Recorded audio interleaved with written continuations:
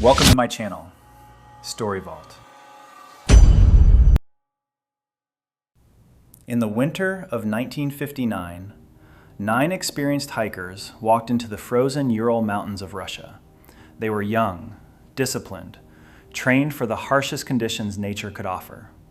They never came back, and to this day, no one truly knows why. The group was led by Igor Dyatlov, a 23-year-old engineering student known for his calm leadership and his deep love of the mountains. There were originally 10 members, but one hiker fell ill early in the journey and turned back. That illness saved his life. The remaining 9 pressed forward toward their destination, Otorten Mountain. On the night of February 1st, 1959, they pitched their tent on an open slope, a slope that would later be named Kholat Syakhl. In the local Mansi language, that name means dead mountain. When the group failed to return on schedule, search teams were deployed. What they found raised more questions than answers. The tent had been cut open from the inside. Footprints in the snow told a disturbing story. The hikers had fled in a panic. Some were barefoot, others wore only thin layers of clothing. All of them ran directly into a freezing storm.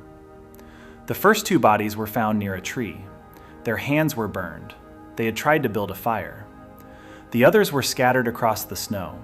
Several had suffered catastrophic internal injuries, broken ribs, fractured skulls, damage comparable to the force of a high-speed car crash. Yet on the outside, almost no wounds at all. One woman was found missing her tongue and eyes. And when investigators tested the clothing, some items showed traces of radiation. So what caused 9 trained hikers to abandon their only shelter and run half-dressed into the darkness?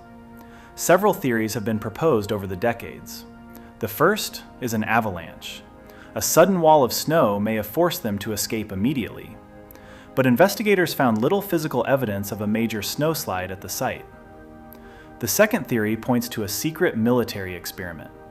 Multiple witnesses reported strange orange lights moving across the sky that same night. Could a classified Soviet weapons test have gone terribly wrong? The third theory is perhaps the most unsettling scientifically: infrasound. Certain wind conditions in mountain passes can produce low-frequency sound waves, waves that humans cannot hear but can feel.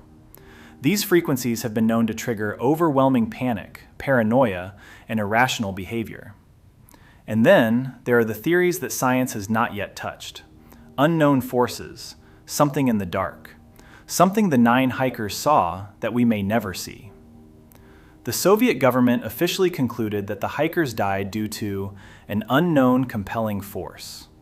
That was their answer, an unknown compelling force. More than 60 years have passed since that night. Researchers, journalists, and investigators from around the world have studied every detail.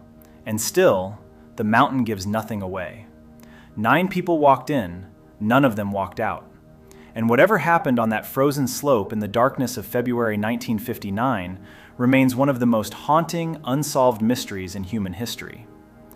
What do you think really happened that night? Thanks for watching. Subscribe and hit the bell icon.